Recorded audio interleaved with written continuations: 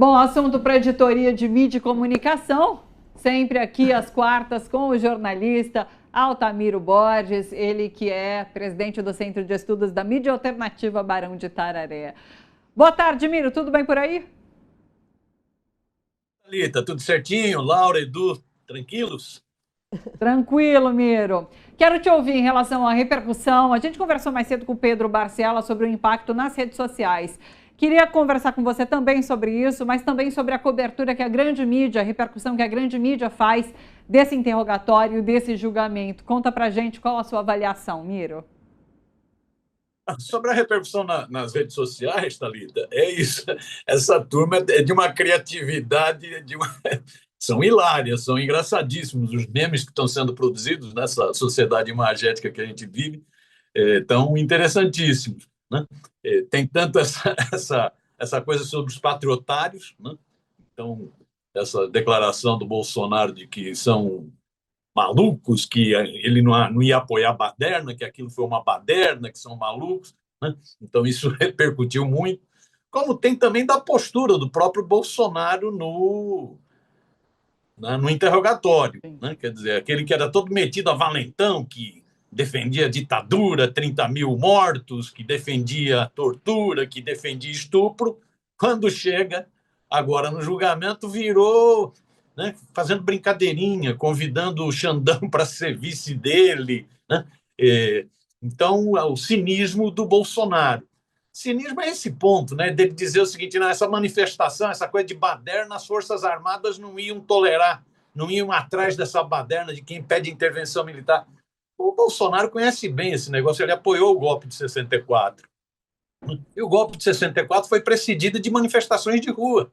Marcha com Deus, pela família, pela propriedade, né? Eram manifestações exatamente para criar o clima para o golpe, né? Manifestações que eram saudadas, inclusive, pela imprensa da época, nem se falava mídia da época, a grande imprensa na época que saudava, chamava de clamor das ruas pela democracia, ou seja, pelo golpe, né? Então, Bolsonaro sabe que todas aquelas mobilizações, sejam as mobilizações do 7 de setembro, que foram transformadas em atos golpistas, sejam as motocicletas pagas com dinheiro público, seja os bloqueios criminosos de estrada financiados por ruralistas, por agrotrogloditas, seja os acampamentos, né, nas portas dos quartéis generais de todos os estados no Brasil, né, com muita grana, churrasquinho, festa, né, tudo isso, né, era para preparar o clima para o golpe. E o 8 de janeiro foi isso, era uma tentativa de criar uma convulsão nacional, não é isso? E uma convulsão em Brasília que justificasse a aplicação de uma GLO, né, que justificasse a aplicação da garantia da lei e da ordem, né? Então, Bolsonaro, por isso que gera tanto meme, tanta piadinha na internet, essa postura de ser civilizado que ele adotou no interrogatório ontem, né? Essa cara de pau desse sujeito, né? Fazendo brincadeirinha e tudo mais, né? Eu acho que o Alexandre de Moraes, inclusive, levou numa boa, porque isso é uma história mais ou menos já contada.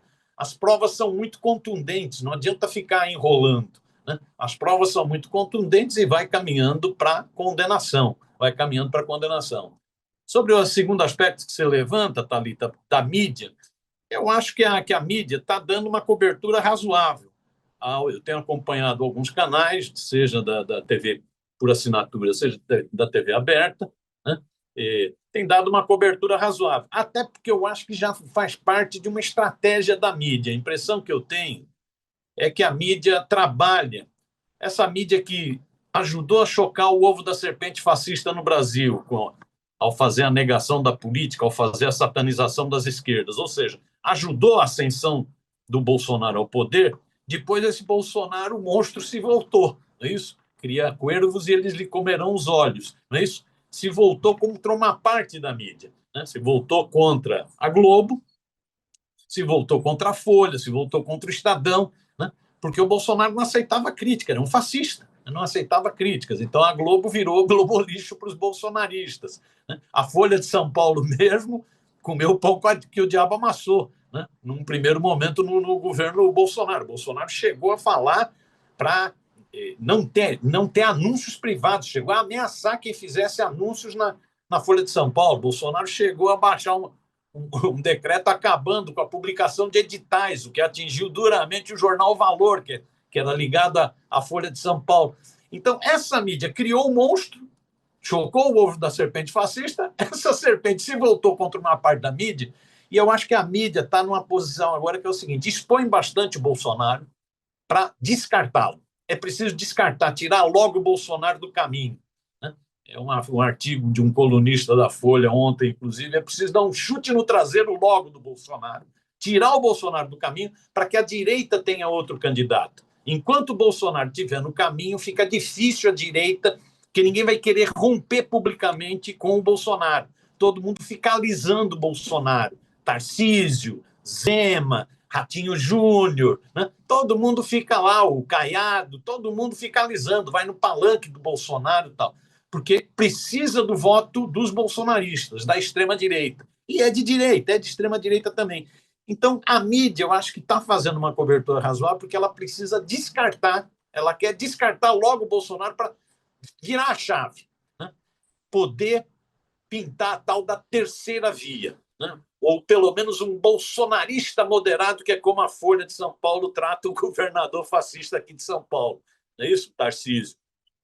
E ao mesmo tempo em que ela, por isso que a cobertura, no meu entender, está sendo razoável, né? Ao mesmo tempo que ela faz isso, ela joga para desgastar ao máximo o governo Lula, né? Então, o presidente Lula vai para a França, traz da França acordos milionários ou bilionários para o Brasil, mas a mídia fica fazendo futrica, da mesma forma como fez futrica na viagem à Rússia, à China, né, na questão da Janja, Xi Jinping. Né? Essa, a mídia, então, acho que ela está com essa estratégia. Ela desgasta, ela quer descartar logo o Bolsonaro e, ao mesmo tempo, desgastar ao máximo o governo Lula em todas as áreas, para poder pintar uma outra via. Por isso que ela está dando uma cobertura razoável com interesses sobre o julgamento, penso eu. Perfeito, é isso, né? É descartar Bolsonaro, é isso que quer a grande mídia para a construção de uma terceira via. É o miro disso tudo. E é um momento em que o governo, pela natureza do Congresso Nacional, sempre, em especial junho e julho, pode pouco, né? Tem pouca chance de trazer notícia, de gerar, ainda que da maneira que a gente tem visto, não com toda eficiência, mas gerar noticiário, né? Então é a hora de descartar mesmo. Já que não tem que combater o Lula nesse momento, estamos em depois de amanhã, noite de Santo Antônio, que é a primeira das 3 noites mais importantes do São João, que esvazia um Congresso Nacional mesmo, né? E tem mais a que esvaziar, é uma festa importante para todo o Nordeste brasileiro. Quando digo que tem mais que esvaziar, esses caras têm mais é que aparecer. Não precisava fechar todo o Congresso, mas enfim, é isso. Então, está meio que espaço aberto para esse momento, né, Miro? É que é isso, né, Edu? Mas mesmo assim, mesmo em festa junina, essa mídia hegemônica, essa mídia rentista, não perde qualquer oportunidade para tentar desgastar o governo Lula. É impressionante. A pesquisa Quest, inclusive, mostrou isso, né? Para os entrevistados, só 19% do noticiário é positivo. O resto é tudo negativo. O resto é entre neutro e mais de 50% negativo. Então, essa mídia não perde a chance para desgastar. E vai desgastando em todas as áreas. Você vê o que está ocorrendo agora com essa discussão sobre orçamento. Não é isso? A mídia forçando, tentando enquadrar ao máximo o governo, porque é uma mídia rentista, é uma mídia de banqueiros, é uma mídia do capital financeiro, vinculada organicamente ao capital financeiro, né?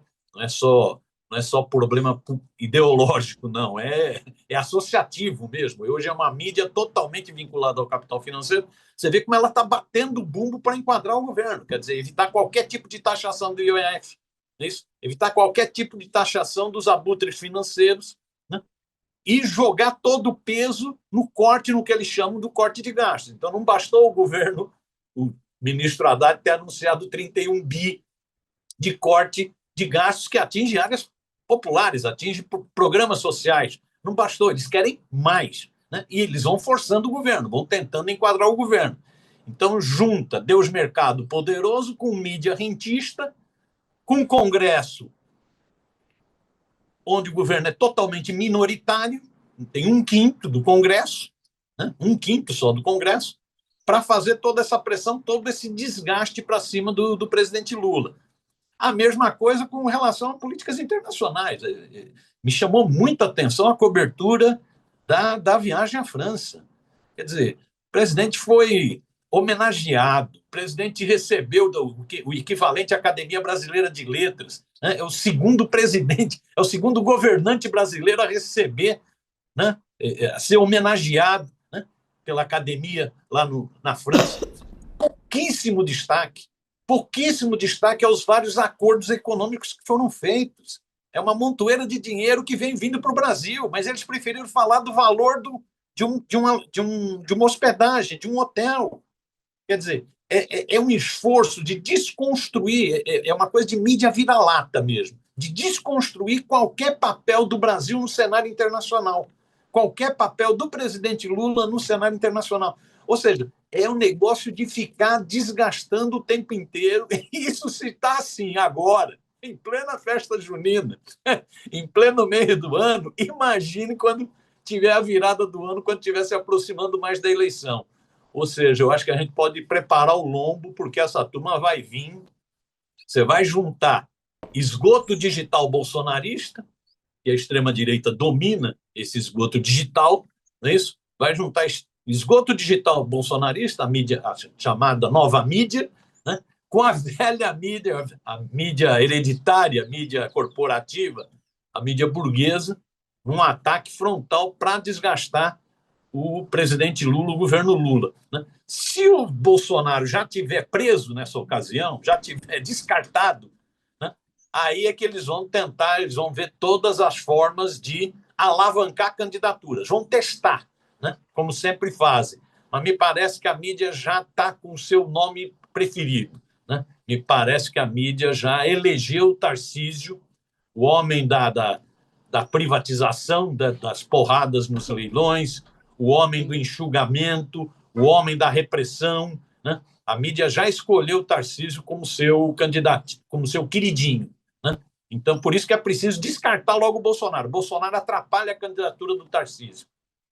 Agora, Miro, até o aniversário do mensalão mereceu cobertura especial. Quer dizer, os caras estão comemorando efeméride de denúncia. Eu nunca vi um negócio desse. Vamos lembrar um negócio aqui. Não, é um negócio... E que foi uma publicação criminosa. Baseada no depoimento daquela pessoa de ilibada reputação, Roberto Jefferson, que é um homem que atacou a Polícia Federal. Quer dizer, isso tudo passa batido. Isso tudo... Não, olha que grande furo, olha que... Então, eu concordo total com você. O Bolsonaro é um estorvo hoje para essa direita, que, claro, que quer um projeto que seja mais conforme os seus interesses. Então, privatização dos Correios, que é a nova campanha da Folha de São Paulo. Quer dizer, tudo muito alinhado com o Tarcísio, né? Então, concordo total com você. Acho que a tragédia do Bolsonaro é que as mesmas forças que o elegeram agora querem que ele suma, desapareça e tal. Agora, isso não transforma a nossa mídia em algo melhor, né? A grande mídia, a mídia corporativa, em algo melhor. Quer dizer, eles não querem o Bolsonaro, mas eles querem esse projeto Tarcísio, né?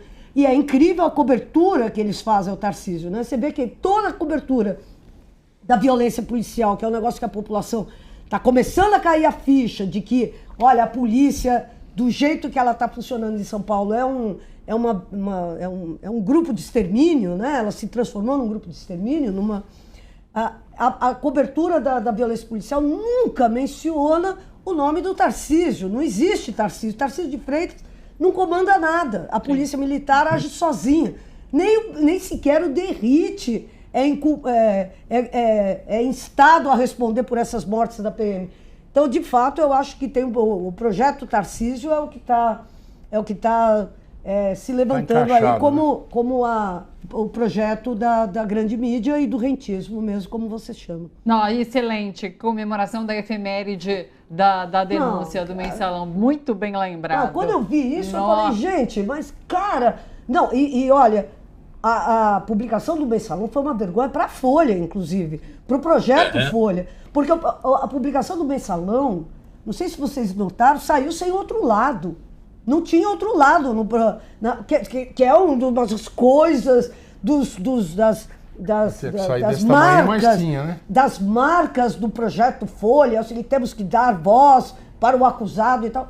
A publicação do Mensalão saiu sem outro lado e foi o que ensejou todo o linchamento da esquerda, que acabou levando à vitória do Bolsonaro. Mas isso tudo bem para a Folha, são ossos do ofício. Né? Pois é. Miro, muito obrigada pelo comentário hoje. A gente volta a se encontrar na quarta. Um beijão para você. Boa semana por aí. Beijão para vocês. Bom trabalho aí, tá? Tchau, tchau. Muito obrigada.